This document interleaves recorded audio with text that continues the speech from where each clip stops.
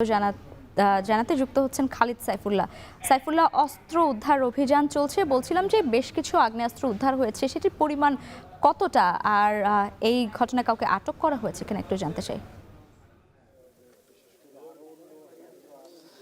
লাইবা, কুমিল্লার বিবির বাজার এলাকায় ভোর রাত থেকেই কিন্তু র্যাবের একটি বিশেষ দল এখানে অভিযান শুরু করে। আমার পিছনে যে পুকুরটি দেখছেন সেখানেই কিন্তু এই যে অস্ত্রগুলো এখান থেকে উদ্ধার করা হয় এবং তারপর থেকে পুরো পুকুরটিতে যে পানি ছিল সেগুলো সেচের মাধ্যমে সরিয়ে নেওয়া হয় এবং র্যাব সদস্যরা এখানে দীর্ঘ সময় অভিযান শেষে যে অস্ত্রগুলো আমাদের সামনে রেখেছেন এগুলো কিন্তু এখনো প্রদর্শন করেনি।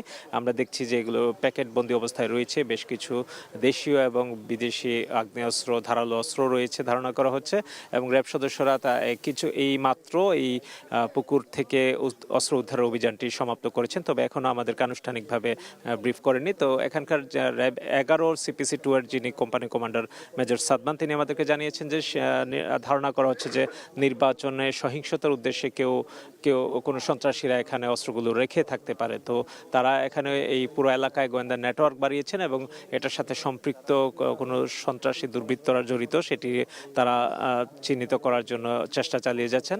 এখন পর্যন্ত কাউকে শনাক্ত করা হয়নি কিংবা এই বিষয়ে আমাদেরকে পরবর্তীতে জানানো হবে বলতে জানাচ্ছেন।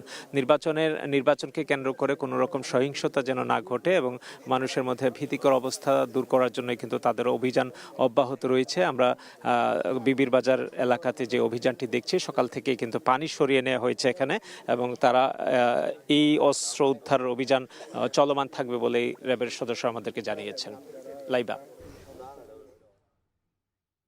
কুমিল্লার বিবির বাজার সীমান্ত এলাকায় অস্ত্র উদ্ধার অভিযান চালাচ্ছে র্যাব, আর বেশ কিছু অস্ত্র উদ্ধারও হয়েছে আমরা জানতে পেরেছি। আর এই বিষয়ে বিস্তারিত জানাচ্ছিলেন খালিদ সাইফুল্লাহ।